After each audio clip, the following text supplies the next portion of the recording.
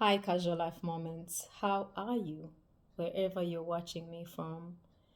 Um, well, for me, I have just a heavy heart and just going out to, our community, the family members, the friends, our society. The world has really become a dangerous place. Well, there's always things happening depending where you live, but in some places there's still been a stronger safety net, and we've had people say, oh, this doesn't happen in Australia, or this is not like the Australia I know. Well, no one ever plans for these disasters to happen or for these tragedies to happen, and it leaves you really, really shaken to the core.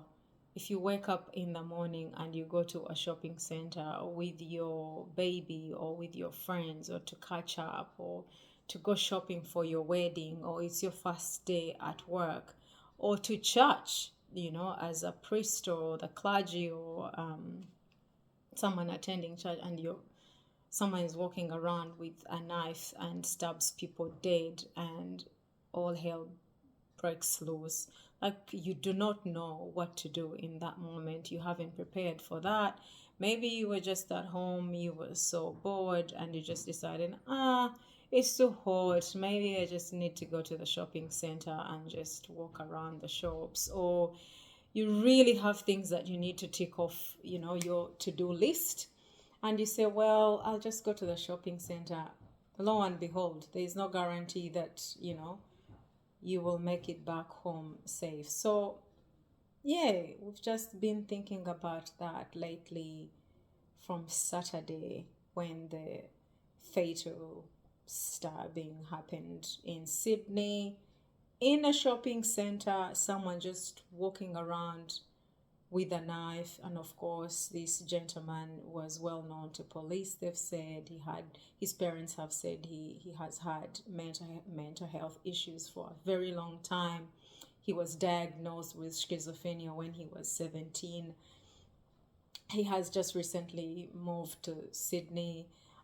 Just before he did that, he went to a restaurant and had something to eat, and then walked into this shopping center and literally stabbed people dead. 6 people have died, and breaks everybody's heart. Breaks your heart to think about the destinies of these people. The purpose for which they had set out to fulfill in their lives. We know that one of them was a 38-year-old mother. She had just been blessed with a baby, and she just left her baby in the hands of strangers as she lay dying on the floor.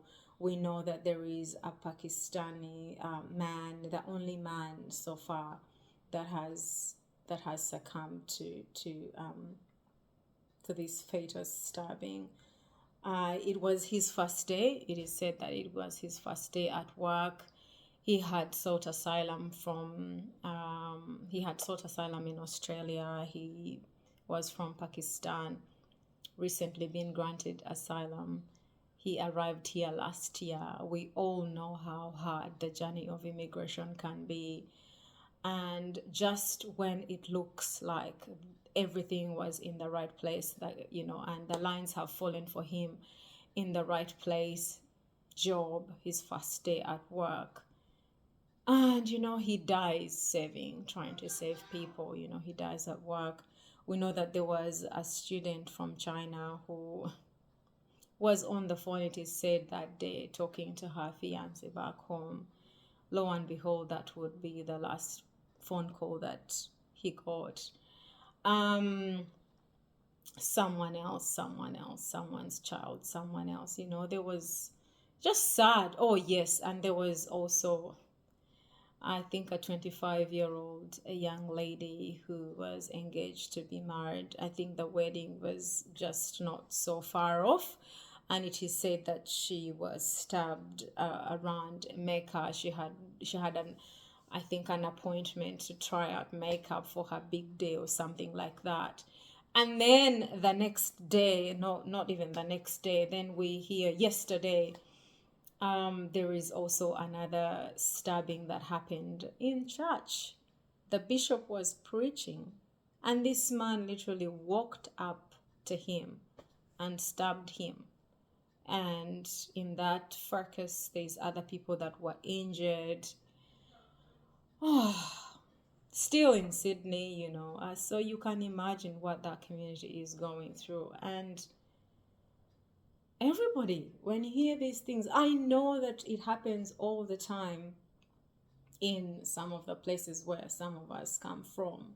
I know that, for example, in Uganda, this is like a day-to-day thing that happens, a daily occurrence. Someone lives, people die every day on their borders, people disappear. These things happen in so many parts of the world. I know that in America, for example, with the I think I'm right to say loose gun laws, shootings in schools, in hospitals, but it does not make any of these random acts of madness make you really shaken to the core. And then as a collective, as human beings who are then left here to think about these tragedies, what do we learn? What do we learn from them? What do we learn as we still live, as we are still blessed to be here? What do we learn? What do we take away? What's the takeaway from these things? What is it that we will try to change in our everyday life? I think, for one, that it is, first of all, the way that we relate with each other. We hear it often said, try to live every day as if it's your last. I think this is for real. Like, we should try to live our everyday lives as if that particular day is actually your last day, because you do not know. Tomorrow is not guaranteed, and the future is not guaranteed either. So if you've made plans to travel, if you've made plans to tell someone you love, people you care about, how much you care about them, what they mean to you, do it. If you have some advice to give to someone, give it to them. Save a life, do something that you have purpose to do, because you know what, life is a precious gift, and we don't know how long we all have. So today is actually the only day. Living in the moment, it's often said about living in the moment. So I think living in the moment in these days that as chaotic as they are, when there is wars everywhere, there is insecurities everywhere, right on your doorstep. Like, you can't even go out to a shopping center, you can't go out for a walk down the street and be assured that you're going to be back to your family safe. It's just too much. But all in all, we're still here. If you're watching this, you're still here, you're alive, you're okay. We thank God for the gift of life, and we continue to thank Him for the gifts that He has given us. Every single day is a big blessing to do the right thing. The things that keep us up at night, the things that we worry about, the things that we cannot let go, are they really worth it? Are they really worth it? Maybe they're not. Because imagine having to carry that load around when you don't even know how long you've got left. Maybe we just need to let it all go, let it down, and move on and do the very best that we can do with what we have been given at the end of the day. So yeah, it is sad.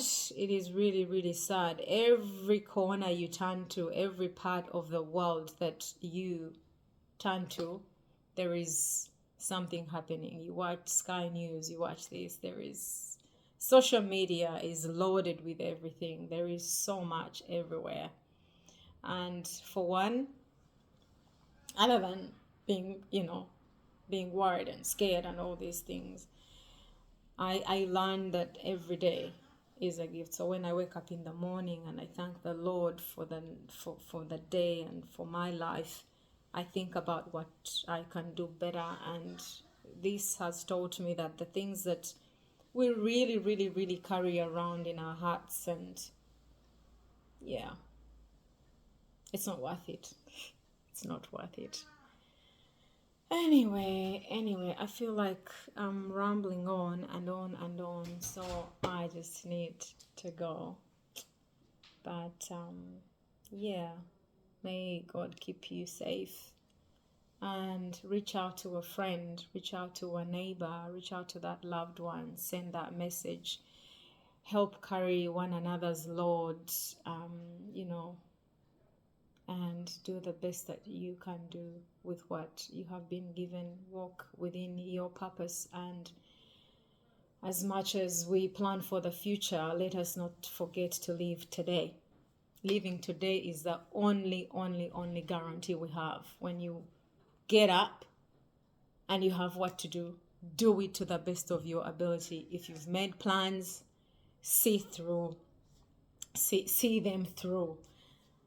And until we chat again, God bless you, God keep you, and stay safe. Bye for now.